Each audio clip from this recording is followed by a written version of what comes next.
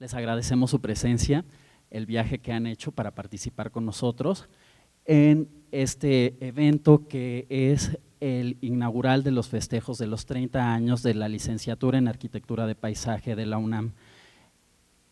La licenciatura de Arquitectura de Paisaje ha sido la apuesta de la Facultad de Arquitectura y de la Universidad Nacional para tratar el espacio abierto de nuestro país, de nuestra ciudad, con miras a tener un mejor equilibrio entre el contexto, el ambiente, la arquitectura y lo más importante, la habitabilidad del hombre. En este evento hemos decidido retomar un evento que fue catastrófico para la ciudad, que es el sismo de 1985, el cual destruyó gran parte de las construcciones y modificó la estructura urbana que existía hasta entonces, y parte del ejercicio que estamos buscando resolver, bueno, no resolver, pero trabajar en este evento es el cómo la ciudad a 30 años de esta catástrofe se ha modificado, ha tendido nuevas tramas y hacia dónde debe de continuar ese mejoramiento. Bueno, le queremos dar la bienvenida a la maestra Elenia Poniatowska en esta sesión inaugural como representante de la sociedad mexicana, como esa voz de la sociedad mexicana que tan sensiblemente ha expresado cómo el pueblo de México se ha enfrentado a diferentes eventos a través de la historia.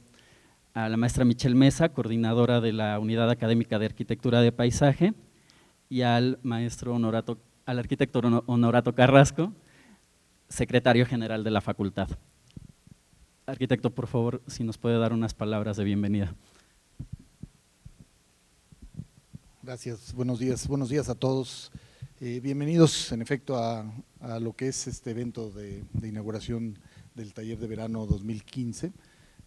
La Facultad de Arquitectura ha trabajado tradicionalmente ya desde hace varios años esta modalidad en los periodos intersemestrales y en los periodos vacacionales, el proponer a través de sus cuerpos colegiados, a través de sus unidades académicas, el poder tocar temas de relevancia a nivel nacional y contar dentro de esta estructura con la presencia, bueno, primero de otras finalmente instituciones hermanas que nos puedan acompañar en este viaje de estos estudios de caso.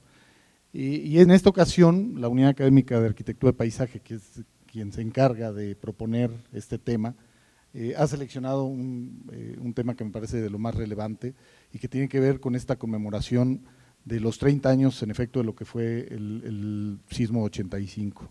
Algo que finalmente ha dejado y sigue gravitando en la memoria de todos nosotros, el que dejó unas cicatrices tremendas en la ciudad, pero que por otro lado también se significó como una forma de volver a rehacer la ciudad y de cómo a lo largo de estos 30 años este evento, que en su momento fue de lo más difícil y catastrófico, pues se ha generado también como una forma de ir configurando la ciudad en nuevas estructuras y con nuevas formas. Este taller es un taller en el que, como les comentaba, normalmente nos acompañan instituciones hermanas y en este caso, bueno, vienen de varias partes de Latinoamérica, nos acompañan de la Universidad de la Gran Colombia, hermanos colombianos que les damos la bienvenida en este trabajo, este estudio de caso. Asimismo también de la Universidad de Rafael Andívar de Guatemala, también bienvenidos. Asimismo nos acompañan de la Universidad Autónoma de San Luis Potosí, también les damos una cordial bienvenida en lo que va a ser este taller, que va a ser un taller de intenso trabajo, esperamos. Y finalmente nos acompañan también, bueno, por supuesto, de nuestras propias unidades académicas, también de nuestro posgrado y de la Universidad La Salle. Entonces, esperamos que esta temática, este estudio de casos se les dé como esta oportunidad de pensar la ciudad alrededor de estas variantes. Y dentro de estas posibilidades, una de ellas constituye el poder reflexionar desde diferentes ámbitos, desde diferentes visiones, lo que fue este acontecimiento. Y en ese sentido tenemos, ya lo anunciaba Eduardo de alguna manera, tenemos el enorme orgullo de recibir a la maestra Elena Poniatowska, Elenita para todos los que hemos tenido la oportunidad de seguirla a través de sus escritos, y en efecto en esta reflexión de lo que significa la sociedad mexicana y con estas aproximaciones que mucho han tocado y tocan también finalmente este tema, y que nos abre precisamente con la conferencia magistral inaugural en lo que es este taller, y que estoy seguro que va pues a enriquecer esta presencia, este taller. Yo no tengo nada más que agradecerles a nombre del arquitecto Marcos Massari, quien les envía un cordial saludo. Espero que se acerque más tarde, ahorita está en otro evento en su agenda, pero esperemos que nos acompañe en unos momentos. Pero nos encargó transmitirles este agradecimiento primero a quienes se acercan el día de hoy, a todas las instituciones hermanas, y por supuesto pues, desearles el mayor éxito en el inicio de este taller de verano. Bienvenidos todos, y pues muchas gracias Elenita, gracias por su presencia, y pues damos en este sentido por inaugurada el taller de verano 2015. Muchas gracias.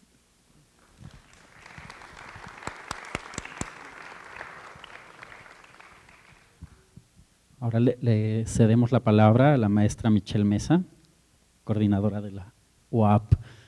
Buenos días a todos. Estamos muy contentos de comenzar con los festejos de los 30 años de nuestra licenciatura a través de un evento académico que cuando lo propusimos hace algunos meses, creo que no dimensionamos la cantidad de historias y de dolor que también trajo este evento.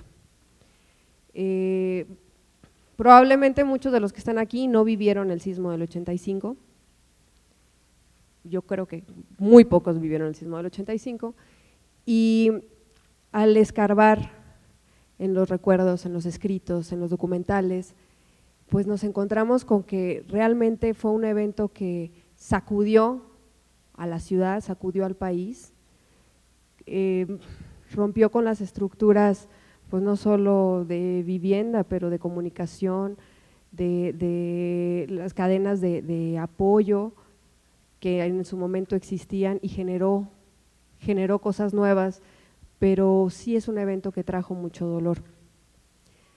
Es por eso que no quisimos dejar de lado que a 30 años de este evento pudiéramos reflexionar como constructores, diseñadores de la ciudad, diseñadores en el caso de los paisajistas de espacios abiertos, pero tiene que ver con la arquitectura, los arquitectos, las estructuras, todos estamos involucrados en los entornos en los que habitamos, y es una responsabilidad como diseñadores, como constructores, saber en dónde estamos, saber de la historia para que podamos ejercer un buen trabajo, un mejor trabajo, y estar conscientes de en dónde estamos también. Y nos llena de profunda alegría que la doctora Elena Poniatowska nos pueda acompañar aquí hoy, porque el que ella esté aquí es producto no de la organización de la escuela, es producto de los alumnos. Los alumnos fueron quienes se acercaron a proponerla, quienes buscaron incansablemente los libros, todo para estar súper informados, y realmente yo quiero agradecer a todos los alumnos que apoyaron en la coordinación de este evento, porque sin ustedes no estaríamos aquí y no tendríamos el placer de tener a la doctora Elena Poniatowska. Muchas gracias.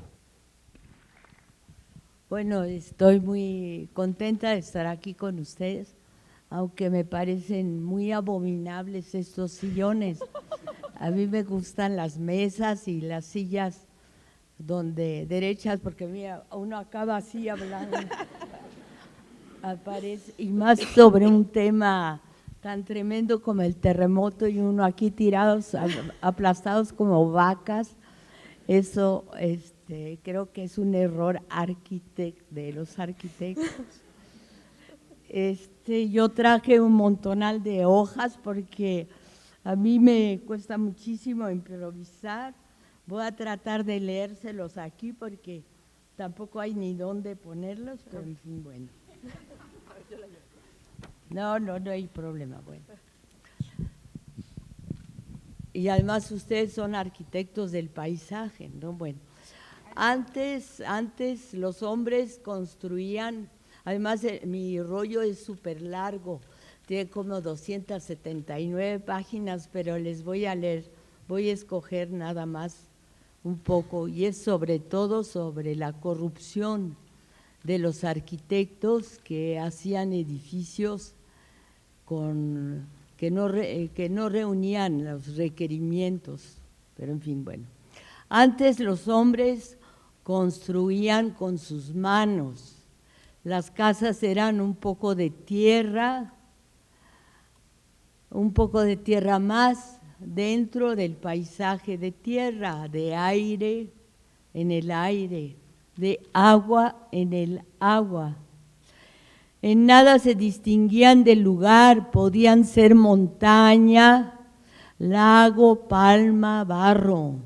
En el México antiguo las casas se levantaban sobre una base piramidal y al igual que las pirámides, una escalera conducía al único cuarto. Y a pesar de no tener ventanas, cada casa abría su puerta al campo. Y por esa abertura veían la noche y el día, salir el sol y aparecer la luna. Seguían el movimiento de la luz, sabían leer la carta del cielo, cuándo sembrar y cuándo no quedarse a la intemperie.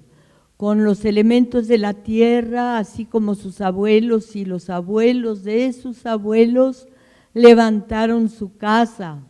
Paja, penca de maguey, adobe, fibras vegetales y crin de caballo, tierra amasada con limo, sacada al sol en forma de ladrillos, otate, un bambú con el que se hacen muros, bajareque, estructura de varas entretejidas, recubiertas con lodo mezclado con paja.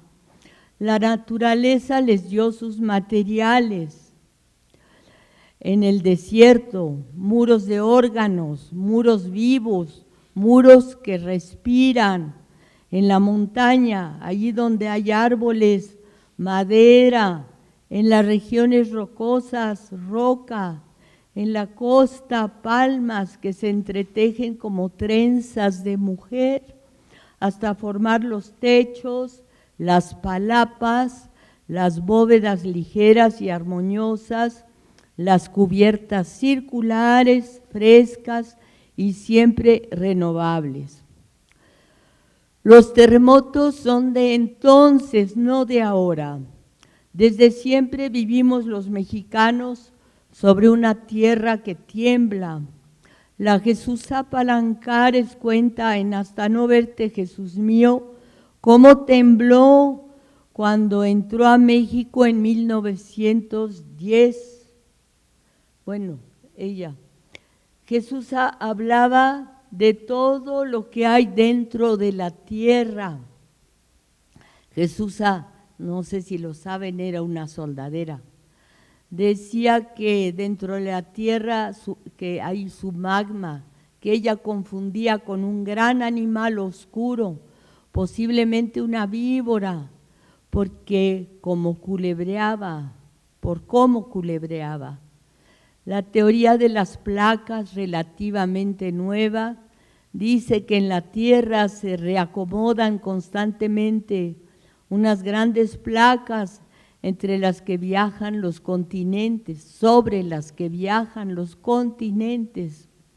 La placa de Cocos empieza en la costa de Colombia y llega hasta Colima.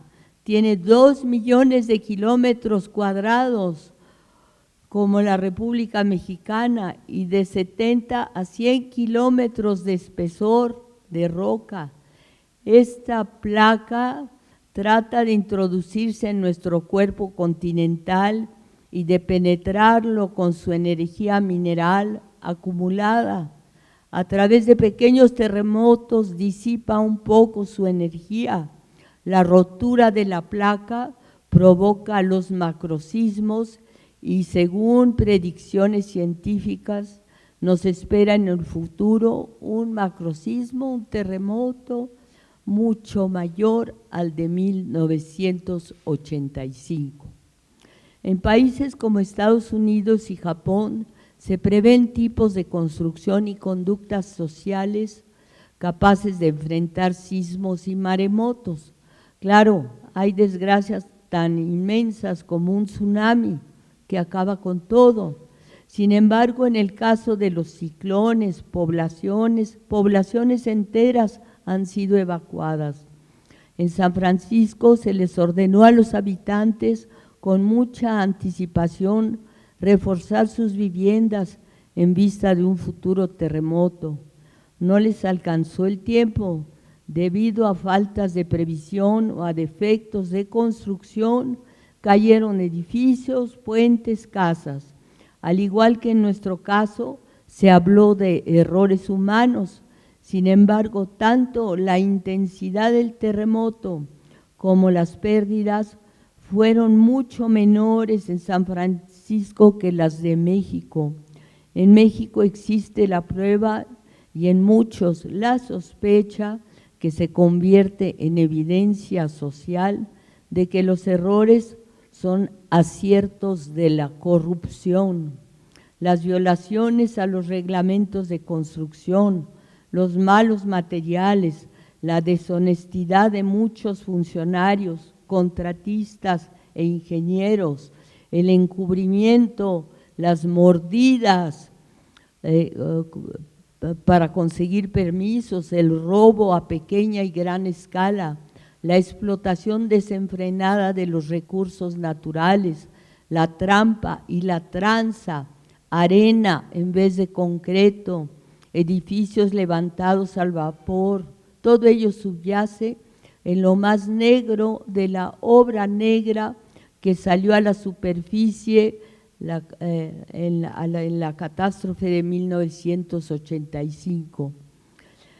En México, los errores humanos adquieren un tinte criminal porque somos, ante todo, una población desamparada, huérfana, inerme, indefensa, desocupada o subocupada, dejada de la mano de Dios, resignada con una infinita capacidad de aguante y sobre todo humillada por las autoridades y el poder del dinero, ambos a la par unidos.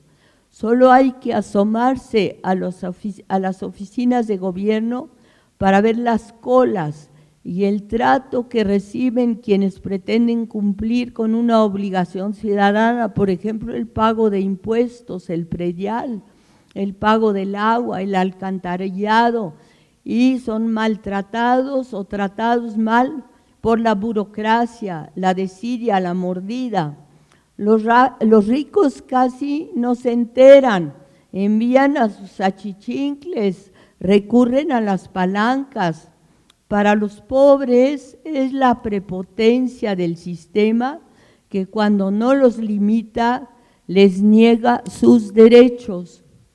El Instituto de Geología de la UAM dio a la luz pública el Manifiesto de Morelia a mediados de 1986, que solo se difundió en los periódicos por medio de un octavo de plana. Un octavo de plana para prevenir a la población contra un terremoto. ¿Eso les parece a ustedes suficiente? El gobierno de la Madrid fue un gobierno de dejar pasar y dejar hacer, pero no un gobierno de responsabilidades, nada de buscar culpables. El no buscarlos es aliarse a la corrupción.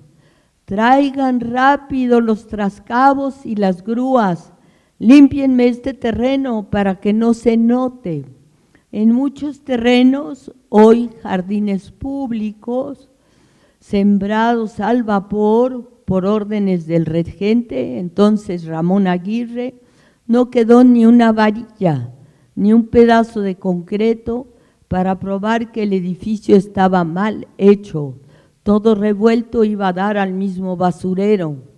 Una columna, una pierna, un lavadero, la diadema de una niña, una boleta de calificaciones, un molcajete, una foto, un torso, un diploma, un diario que conservo entre mis tesoros de un joven de provincia que vino al DF a estudiar medicina. En esos días la ciudad se despejó más rápido que nunca. Se retiraron 350,000 metros cúbicos de basura y se hicieron de 2,000 a 2,500 viajes a los tiraderos. Dentro del cascajo, los pepenadores encontraron pepitas de oro, alambrón, varilla, ladrillo rojo, hierro para hacer su propia casa o para vender por kilo. Edificios nuevos, compadre, nuevecitos, no tendrían ni 30 años. Esos edificios fueron los primeros que se vinieron abajo. No hay peor muerte que el aplastamiento o la asfixia, y sin embargo miles y miles de mexicanos murieron entre los asombros. Entre la basura y las piedras se fueron cuerpos mutilados y todavía en noviembre de 1989 se encontraban restos humanos en la calle de Chocongo y Lorenzo Boturini, en la colonia Tránsito, según informes del brigadista Marco Antonio Elizalde. Pero ¿qué importa? Los mexicanos que viven en la Tránsito o en la Guerrero, en Tepito, son la carne de cañón de siempre, los que no tienen ni un petate donde caer muertos. Alonso Mixteco, por ejemplo, vino a trabajar desde su natal Guerrero al Distrito Federal, en la Dirección General de Educación Indígena, en la calle de Manuel Doblado. Vino como traductor del Mixteco y cuando el edificio se le cayó encima y todo se hizo oscuro, vio un rayo de sol, pero a una distancia de 30 metros y dijo, aquí está mi salvación. Arrastrándose con todo lo que era su cuerpo, todo lo que él era, iba hacia la rendija de luz, un boquetito así de chiquito, dice Alonso Mixteco. Encontré lo que era mi cuerpo, lo reconocí y empecé a luchar con los hombros, los brazos, la cabeza, como quien se da de cabezazos contra un muro. Y yo tengo una cabeza muy buena, muy dura, fuerte, con huesos como de hierro. Aunque me quedara calvo, yo iba a abrir el boquete y lo abrí tanto que pude jalar el resto de mi cuerpo y cavé con mi propio cuerpo un túnel de 30 metros dentro de los escombros, agarrándome así la cabeza hasta que llegué al filo de luz. Solo entonces volví a hablar y perdonarán las groserías. Yo no las acostumbro, pero dije, pinche madre, estuvo duro. Vi mi edificio de 8 pisos aplastado hasta ser de 1 piso. Corrí gritando, Virginia, Virginia. Mucho que grité Virginia, pero Virginia no me contestó. Ya se murió. Alonso Mixteco es un indio nahua por parte de madre, mixteco por parte de padre, 2 culturas indígenas lo han hecho quienes no solo se convirtió en el hombre que salió solo, sino que regresó a sacar a sus compañeros. Y dice, me dijo, a nosotros, los de tercera clase, siempre nos dejan afuera. A toda la gente como yo que es de tercera, es a quien le fue más mal el 19 y el 20 de septiembre, los más pobres, los más jodidos. Otra cosa que quiero decir, añade Mixteco, es que se desespera uno con tanto papeleo. Aquí en la UNAM hay mucho papeleo, todas las formas que hay que llenar. Firme aquí, firme allá, firme acá, firme más allá, papeles y papeles y papeles y papeles. Y mire, ahora ya todos los papeles volaron por los aires, el terremoto los alevantó.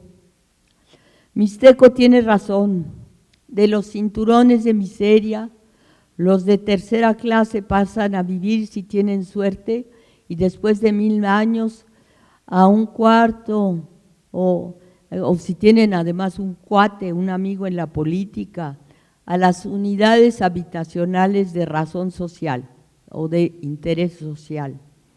Una de ellas era el Nuevo León en Tlatelolco.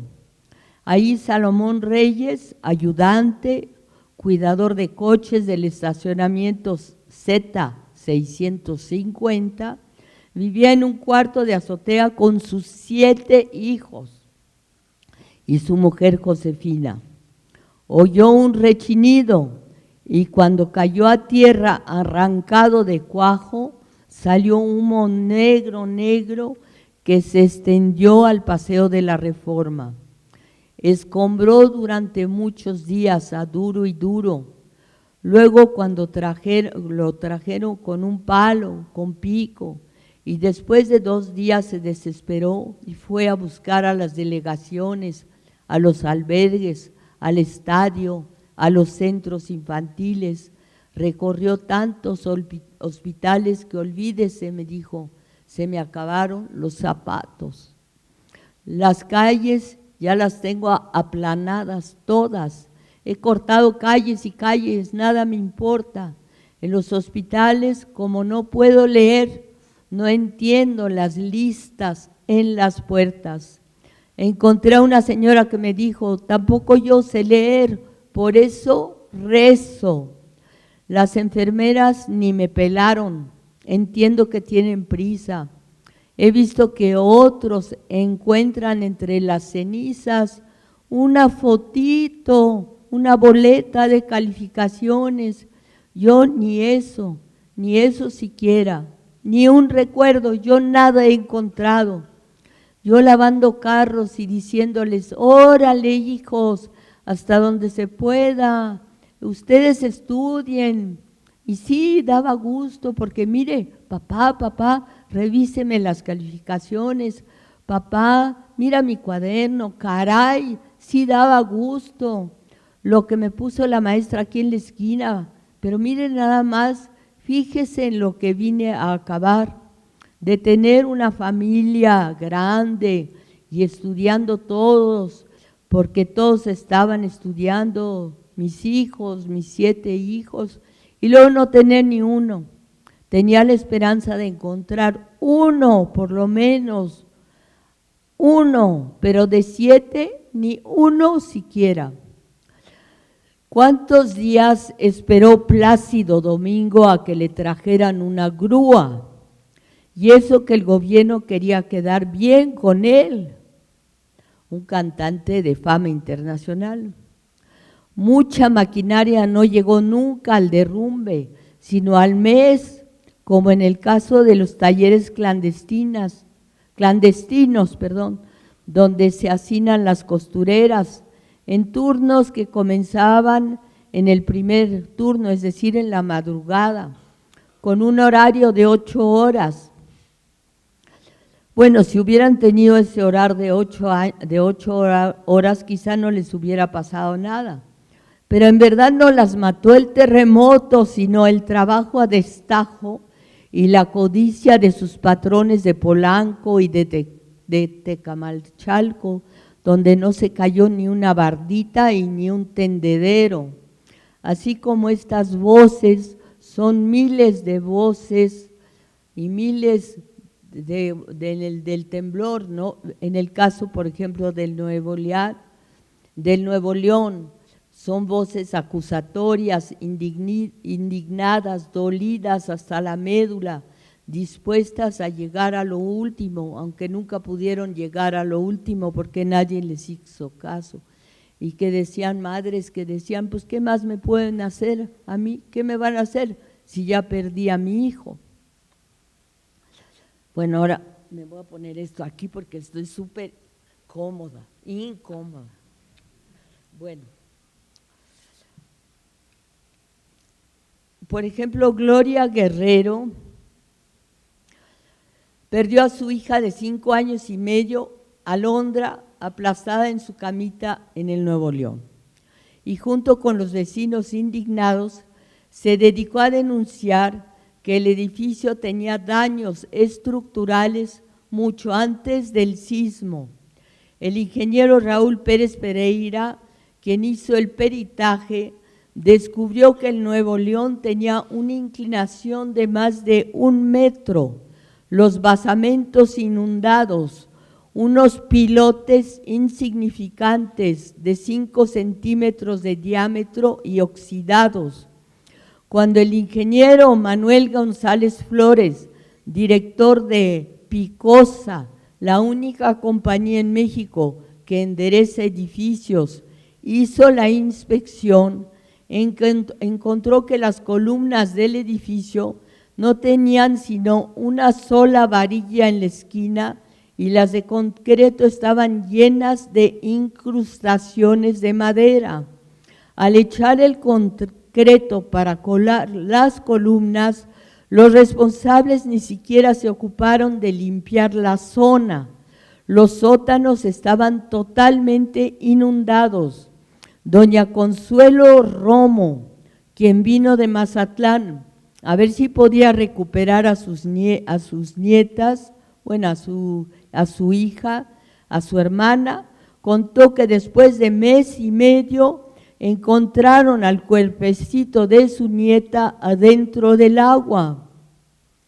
Desde la época de López Mateos, cuando fueron diseñados por la firma Dirac, Diseño Racional, no solo en Nuevo León, sino los edificios de Nonoalco, Tlatelolco, todos los edificios de bajo costo o los llamados de vivienda popular empezaron a mostrar inclinaciones peligrosas. Nuestros ingenieros no solo tienen fama de buenos, lo son estudiosos, son investigadores y trasladan al papel su experiencia. Son miembros de sociedades internacionales, su reconocimiento es mundial. Sin embargo, varios edificios construidos por ellos se colapsaron. Peor el Nuevo León, cuyo derrumbe ejemplifica de manera trágica la magnitud de nuestra corrupción.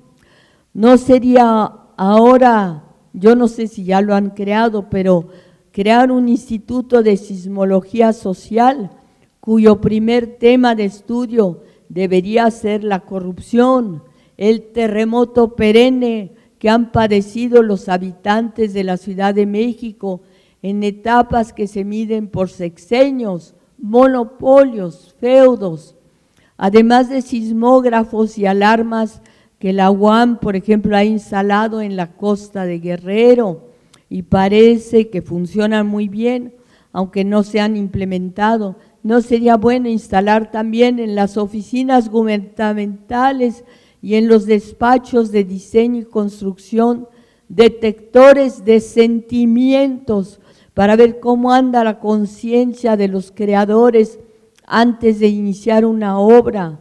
¿No sería bueno inventar un sensiblógrafo para darse cuenta hasta qué punto están alejados del destino de aquellos que van a habitar el edificio? ¿Qué termómetro de pudor indica la temperatura del grupo ingenieril a la hora de recibir un gran premio internacional? ¿Quién revisa en nuestro país la calidad de la construcción, la calidad moral de los funcionarios y de los profesionistas? Decía Guillermo Haro que en nuestro país no hay control de calidad, ni de materiales, ni de alimentos, ni de ética profesional.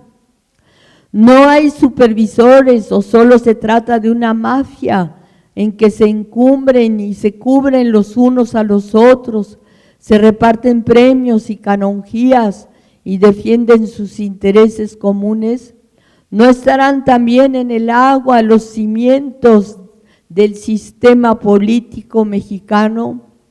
Hoy por hoy, bajo miles de toneladas de escombros, los muertos acusan, los muertos reclaman, los muertos dicen que su muerte vale al menos una explicación.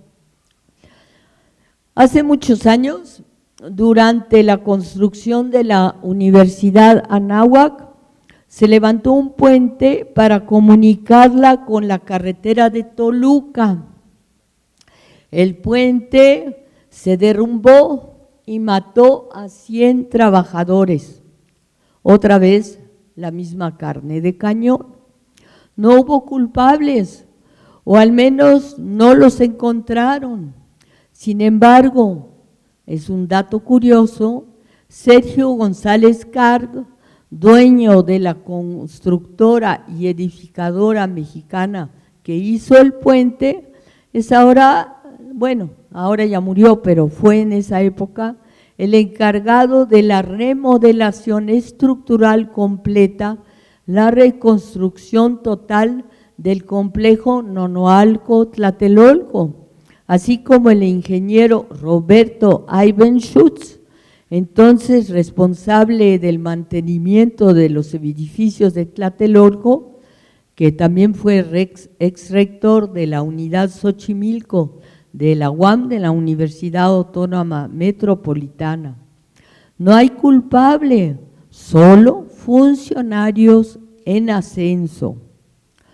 Todo lo que se hace en México está bien hecho, como le indicó en el sexenio pasado el director de Obras Públicas, bueno, no es en el sexenio, es en varios sexenios, Francisco Noreña Casado.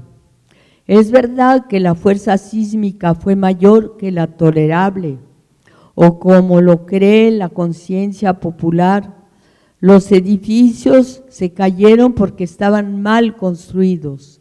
El terremoto se ensañó selectivamente con los hospitales. Ningún hospital debería caerse jamás. O los edificios de gobierno que están siempre llenos de gente que viene a arreglar algún asunto. ¿Estaban mal esos edificios? Tienen un trayecto único, los terremotos siguen un trazo interno, Tlatelolco, Juárez y Valderas, Pino Suárez, el centro médico, las zonas más devastadas por el terremoto. En México se derrumbaron secretarías de Estado, cuando debió de caer más de un secretario de Estado, más de un ingeniero prepotente, más de un doctor en sismología. Pocos casos edifican de manera tan bochornosa la corrupción y el maridaje entre los intereses personales y los de los funcionarios, como el caso de Guillermo Carrillo Arena. ¿No era él uno de los responsables de la construcción de varios edificios públicos derrumbados? ¿Y no era Carrillo Arena uno de los secretarios de Estado del gabinete del presidente de la Madrid?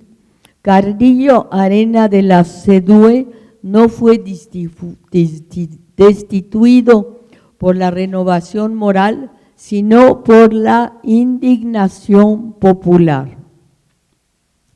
Pues ya está muy largo, tengo muchas cosas muy largo, porque yo entrevisté a muchísimos mexicanos pobres, a ninguno rico, porque a ninguno rico le pasó nada.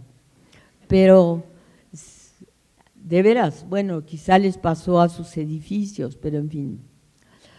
Con el terremoto, los mexicanos empezaron a preguntarse dónde nos hemos venido a asentar, qué nuevo peligro nos acecha, qué protección puede brindársenos, qué tragedias nos esperan. Esto ya había empezado a suceder un año antes con la explosión de gas en San Juanico, San Juan Ixhuatepec, pero ahora los mexicanos no estaban tan dispuestos a representar a la perfección su eterno papel de víctimas. Gloria Guerrero, Victoria Guillén, Consuelo Romo, Judith García, Antonio Correa, Juan Guerrero, Raúl Pérez Pereira blandieron su pérdida y su dolor como un grito de guerra y marcharon a enfrentarse a la insensibilidad moral de las autoridades. Como dice bien Monsiváis, en la indiferencia por la vida humana se ha fundado el capitalismo que padecemos. A raíz del terremoto se cantó el elogio del gran pueblo mexicano y se procedió a toda velocidad a la vuelta a lo llamado la normalización. Pero el verdadero heroísmo fue abandonar las fórmulas de martirologio, dejar a un lado predicciones de castigo divino para organizar asambleas, marchas, plantones y exigir de las autoridades. Pero también, y por primera vez, a dejar de esperarlo todo del papacito eterno, mi papacito, el presidente de la República, y empezar a creer en sí mismos, en su propia capacidad de reconstrucción y en su propia rabia, acabar en cierta forma con la ingenuidad popular, también fue una lección de los dos terremotos de 1985. Echar puentes entre ingeniería y hombre, mujer y niño, ingeniería y sociedad civil, ingeniería y rabia, ingeniería y dolor, es el papel de cualquier testigo. Hay muchos modos de levantar edificios, de construir casas. Quizá en cada congreso se construye una casa interior, se siembra la obra negra dentro de un joven que pronto ha de ejercer y quizá también se restauren grietas en la conciencia de cada uno. Quizá un congreso, si uno se lo propone, puede equivaler a un retiro espiritual. Hay muchos modos de mirar, hay muchos modos de hacer frente a la realidad. Por lo tanto, en mi caso, yo caí como mosca en la sopa, en la revoltura gris de concreto, arena y grave. Estuve como casi 3 meses en la calle oyendo los testimonios de la gente más amolada. Y quisiera al final leerles el testimonio de un brigadista, un universitario, Antonio Lascano Araujo, científico, a quien enviaron de la universidad aquí a fumigar cadáveres al Parque Delta, que ahora es un palacio de hierro, un puerto de Liverpool. Era un estadio a un lado del Panteón francés, y él me contó. Lo primero que hicimos fue un cordón más allá del cual la gente no podía pasar sin ser fumigada. Se llama tapete sanitario. Ya para entonces los hombres, mujeres, niños tenían 3 días de fallecidos y había procesos de putrefacción muy avanzados. Pusimos un largo plástico y telas en el suelo a modo de valla para que allí 2 de nosotros rociáramos con aspersores de formol a los que entraban y salían, los camilleros y los familiares, y los que traían las cajas, los ataúdes. Nos ordenó el médico encargado: por favor, empiecen a fumigar cadáveres. Afortunadamente, dice Antonio Lascano, a mí no me tocó a la primera ni a la segunda rociada, sino hasta la tercera. A una distancia de casi 20 metros se veían bolsas de plástico, el hielo seco y los montones. Pero esos montones mal cubiertos de plástico eran los cuerpos. La máquina de aspersión soltaba el formol con tal fuerza que se levantaban los plásticos, y pensé, me tengo que forzar porque puedo provocarles un problema a los otros 2 que van conmigo si no volteo en la dirección correcta. La vida es parte de la muerte y me tengo que obligar a ver. Lo primero que vi fue una muchacha alta, tendida en el suelo, muy blanca, el cuerpo todo lleno de puros moretones, completamente desnuda, con el pubis rasurado y unos pechos muy grandes, cargados de leche. Decía número 76, Ginecobstetricia, Hospital Juárez. Me fijé que tenía una rajada en forma de media luna en el vientre y me dio mucha tristeza darme cuenta de que esa mujer acababa de tener un hijo. Era un vientre que no había sido estéril. De lo pálido, el cadáver era como una estatua maltratada. Bueno, pero ¿por qué te moriste? Así, sin darme cuenta, inicié un diálogo con los muertos. Rociaba y me hablaba al hablarles. Les preguntaba por qué.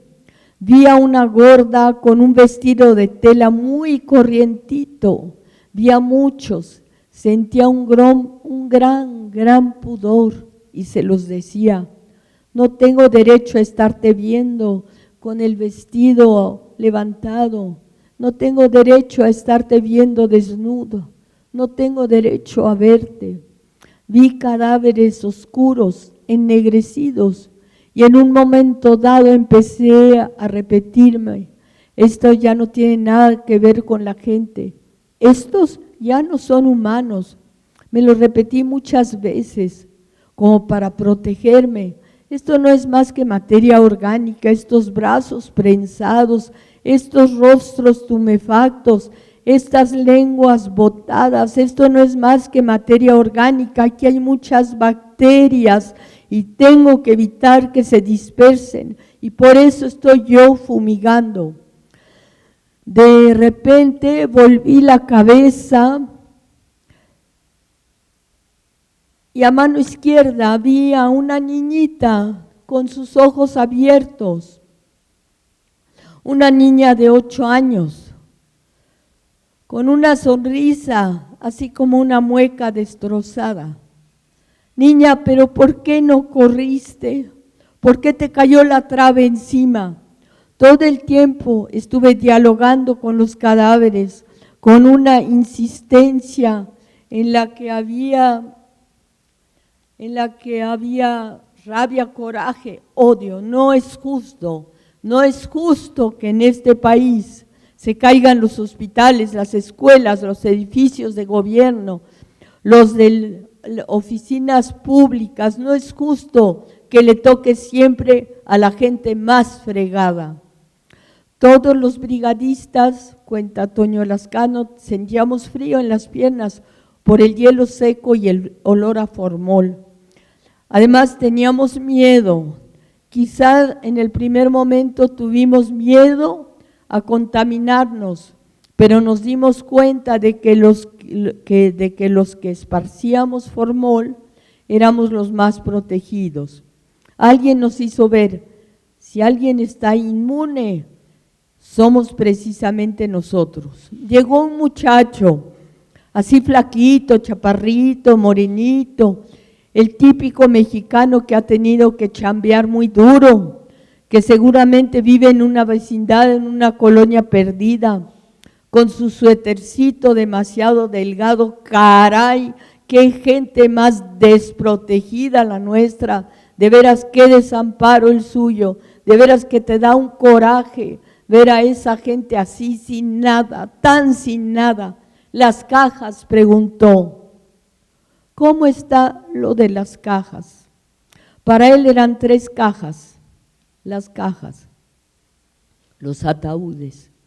Quería saber si había que pagarlas, pero ¿con qué las pagaba el inocente?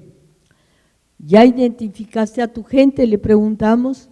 Sí, están allí, pero ¿cómo está lo de las cajas? No, lo de las cajas es gratis, ahorita te las damos. ¿Vienes tú solo? Venía por su hermana y por 2 sobrinas, una de 14 años y otra de 9. De veras, yo me sentía muy apenado, soy muy cobarde, pero en ese momento no podía cargar ningún cuerpo y no pude ayudarle a recoger a su gente. No tuve la fuerza. Le dije, discúlpame, no puedo recoger un cadáver, yo no puedo, no tengo la fuerza.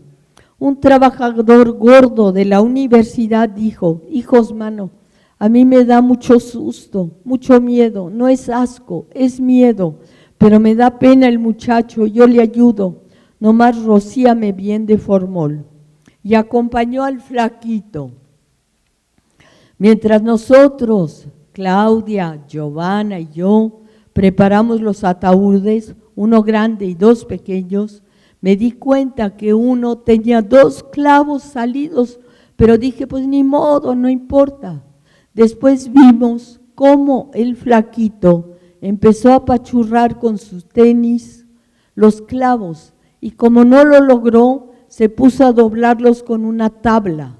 Ese solo acto le devolvió toda la dimensión humana a los cadáveres en el estadio, porque a las 4 horas yo pensaba que lo único real eran las bacterias, pero para el flaquito, sus cuerpos, aunque estuvieran todos destrozados, eran su gente y su cadáver tenía derecho a no lastimarse con los clavos. El gordo le ayudó a acomodar sus cadáveres, a nosotros nos tocó rociarlos con cal. Le pedíamos permiso a la gente, ¿nos permiten rociarlos con cal? A ese trabajador gordo de la UNAM le daba miedo igual que a nosotros, pero tuvo mucho más valor que cualquiera. Entonces yo le pregunté al flaquito, oye, ¿nos permites rociar con cal a tus 3 personas aquí? Y él respondió sí. A la muchacha de 14 años tuvimos que pasarla a un ataúd de adulto porque no cupo en el pequeño. Y cuando empecé a rociarla con cal, me acordé de Hamlet. En un momento dado, cuando Ofelia, ya loca, muere ahogada, la madre de Hamlet le echa violetas y piensa, mira, vengo a echar sobre tu cuerpo las flores que debí poner sobre tu lecho nupcial. Tuve exactamente la misma sensación. Estoy echándote cal, niña, para que te vayas toda blanca, pero te vas blanca de cal. No viviste nada, niña de 14 años, te vas blanquita. Con todas estas asociaciones que uno tiene de la pureza, de la dignidad, de lo intocado, de todo eso, no pude sino rociarla con una poquita de cal. No le tocó ni una flor, solo un poco de cal. Y así le tocó irse. Muchas gracias por escuchar.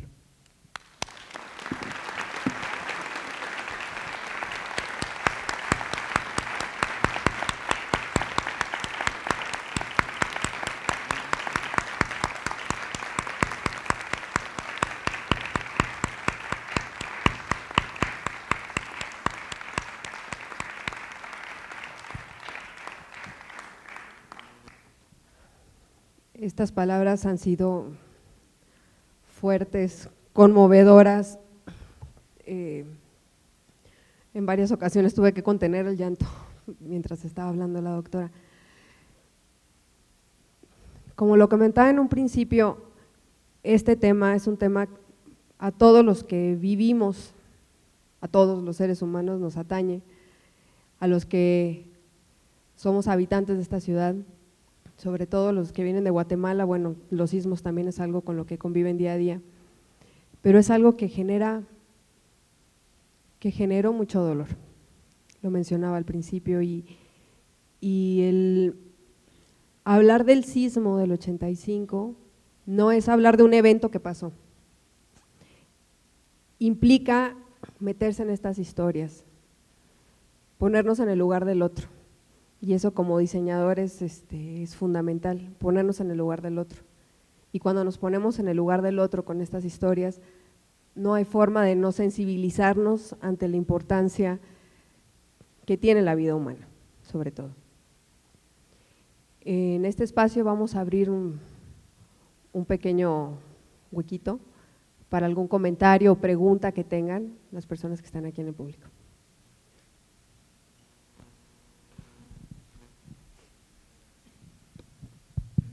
Buenos días, mi nombre es Alejandro Cabeza. Yo quisiera agradecerle a Elena este espacio, estas secciones, esta reflexión, sobre todo porque los que vivimos el evento a temprana edad, por supuesto no estuvimos conscientes no solo de la tragedia, sino de esta conciencia alrededor de una responsabilidad social. Si algo me ha quedado claro después de sus palabras, es justamente el estar consciente mucho de esta cuestión de la parte pública en términos de esa responsabilidad social con todos. Evidentemente, el ámbito de los hospitales, de los edificios públicos y las escuelas, que fueron de los más afectados, creo que recae directamente esta responsabilidad en las autoridades, y a veces esto se pierde en el contexto de la tragedia total. Gracias, Elena, por tal reflexión y por despertarnos este sentido de conciencia social.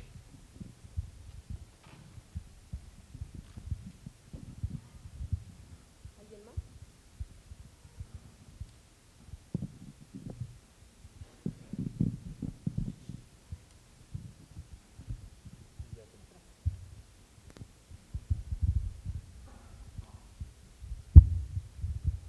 Agradecer que venga a nuestra universidad a levantar un poco de conciencia social. Muchas gracias, Elena.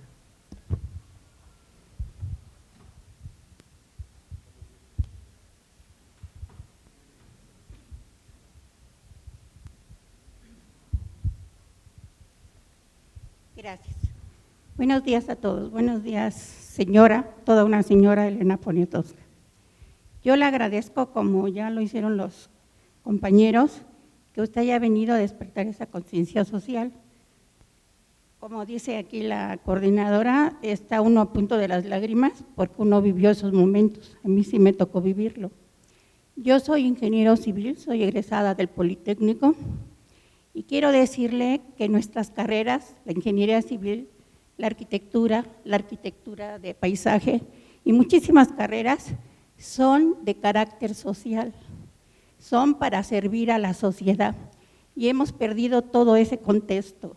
Nos hemos metido en la mercadotecnia y ahora nada más vemos signos de pesos para llevar a cabo nuestra tarea. Y nos olvidamos para quién van hechos todos esos proyectos. Ojalá y con esta plática todos los que están aquí, los estudiantes, los pasantes, los tesistas, retomen esto y no olviden que pertenecen a una sociedad. Todos ustedes salen del pueblo y el pueblo es el que los mantiene. Ojalá y no pierdan de vista eso. Ojalá y en su práctica profesional vean el sentido social de la misma. Eso les va a enriquecer su vida. Gracias a usted, señora. Hola, ¿qué tal? Solo quería agradecerle por su persona y por toda la labor que ha hecho toda la vida de denuncia. Crecí entre sus escritos desde pequeña y lo sigo haciendo. Mi papá también profesor de la UNAM fue brigadista en el 85, entonces crecí también en historias como un poco de lucha y de los más necesitados. Entonces solo quería decirle que la admiro y creo que la admiramos y es un placer que esté usted en este mundo.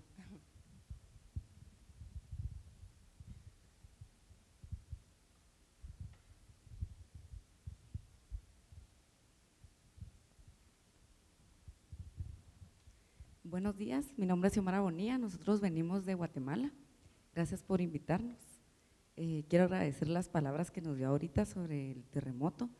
Creo que en el caso de nosotros sufrimos un terremoto en el 76, incluso yo no lo viví y los patojos menos, ¿verdad? Entonces creo que este tipo de pláticas ayuda mucho a sensibilizarlos, a transportarlos, ¿verdad? Que no solo es una pérdida de infraestructura, sino que implican muchas cosas más desde lo individual, que es lo que como profesionales nosotros estamos buscando de tratar de formar en ellos, ¿verdad? Entonces, les agradezco mucho por esta conferencia, creo que fue de mucho aprendizaje significativo para todos nosotros. Bueno, vamos a dar por terminada la sesión. Doctora, en nombre del director de la Facultad de Arquitectura, Marcos Mazar Iriart, le hacemos entrega de este reconocimiento por su participación.